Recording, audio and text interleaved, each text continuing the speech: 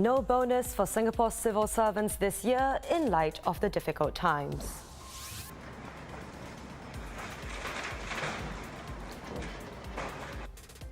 First developed in 1958, these HDB blocks in Dakota Crescent will make way for new flats. And Her World magazine names 8 ladies who have made their mark in healthcare and medical research as Women of the Year.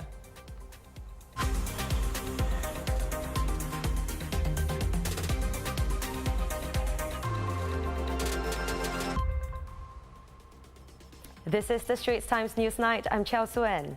Good evening and thanks for joining us.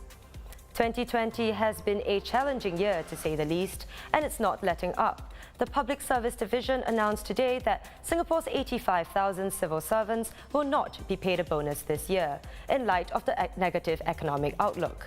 The PSD said the public sector stands in solidarity with Singaporeans in this challenging economic environment. But to provide greater support for lower-wage civil servants, eligible officers will be given a one-time lump sum of $1,200.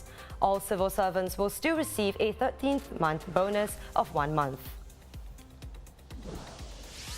An update on the COVID-19 situation here. 4 new cases were confirmed today. None were in the community or from workers' dormitories. The Seoul Garden outlet in Tampines Mall, which was visited by Singapore's latest COVID-19 case in the community, has been closed until further notice. This is because the restaurant needs to disinfect its premises, wash the crockery again, wipe the tables, sweep and mop before it can reopen its doors. A Singaporean who works as a service engineer had dinner with 12 family members at Seoul Garden last Saturday before he developed a fever and sore throat on Monday. That was when he was tested for COVID-19. He became Singapore's first locally transmitted COVID-19 case in 16 days. Despite the pandemic, Singaporeans have been hitting the malls this Black Friday, one of the biggest shopping days of the year. Healthcare worker Hilda Koo was first in line to enter Takashimaya this morning, 50 minutes before the opening time of 11 a.m. She told ST she's not the type who can shop online. Unlike Hilda, many others are shopping online, scouring for the best deals and discounts. In fact, as senior correspondent Chantal Sargent found out, a lot of people have been splurging on things even before Black Friday. There's this sort of pandemic pent-up demand that they're seeing. It's going online, it's showing itself online as well as in the brick and mortar stores. What's happening is people are spending money, and they are spending it not on just your normal items. They are spending it on very expensive items, upmarket items. Also today, demolition work has started at Dakota Crescent, one of the first public housing estates in Singapore.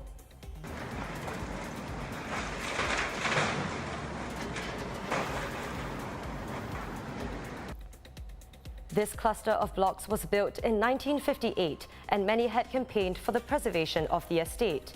The estate is making way for developments under renewal plans for Mountbatten.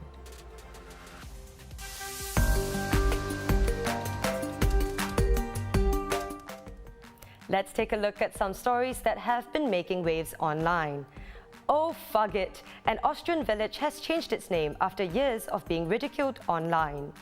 A village of about 100 people, 350 kilometers west of Vienna, will be named Fugging starting in January next year, changing its name from one that is said by some to have dated back as far as the 11th century.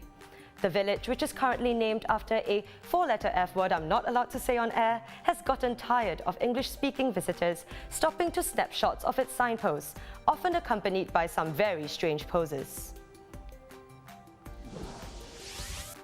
At just 23, she has graced the covers of Vogue and Allure. American model Halima Aden has been touted as the first hijab-wearing model on the runways of Milan and New York. Posting on Instagram stories, Aden said that she will be quitting runway modeling as much of it went against her Muslim values. She said the coronavirus pandemic had given her time to stop and think about what her values are as a Muslim woman. She added that problems came from there being a lack of Muslim women stylists within the industry who could understand why wearing a hijab was so important. And if you've ever wondered what Joseph Schooling's workout regime is, wonder no more. Singapore's very own Olympic champion has launched his fitness application, Schooling Sport, today, where users can even choose to be coached by him. The app, which caters to all fitness levels, features exercises and training plans ranging from running to yoga. Schooling told the Straits Times that his history-making feat at the 2016 Olympic Games, where he won Singapore's first Olympic gold, was partly the inspiration behind the app. And a group of 8 extraordinary women who have played a significant role in Singapore's coronavirus fight get recognized for their work. For the first time in 29 years, Her World presents Her World's Women of the Year to women who have made their mark in healthcare and medical research. They are celebrated as exemplary figures of strength, leadership and inspiration even beyond the healthcare profession. Among these women are Associate Professor Ong Biao Chi, Chairman, Medical Board of Sengkang General Hospital; Professor Liu Yi-sin, Executive Director, National Centre for Infectious Diseases; Colonel Dr. Shalini Arul Anandam, Chief Medical Officer, Singapore Civil Defence Force. Congratulations, ladies, and thank you for your contributions.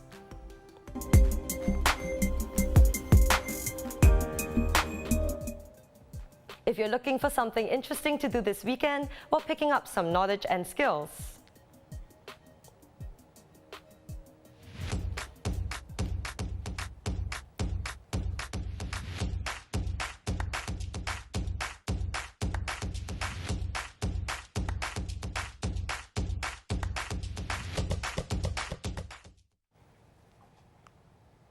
here's your chance to have a chat with Hollywood star Simu Liu, Korean rapper Tablo from Epic High, or popular social media celebrity Nigel Ng, better known as Uncle Roger.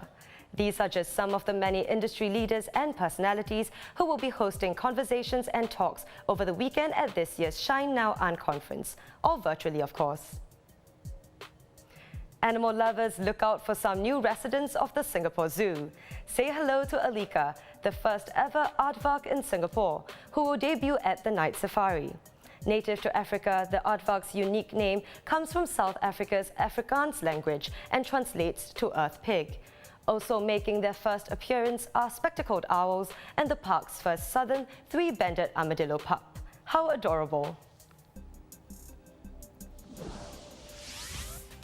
And that wraps up the Straits Times Newsnight. Do visit straitstimes.com to see more news and videos. You can also subscribe to our YouTube channel by hitting the button below. Have a great weekend and we'll see you next week.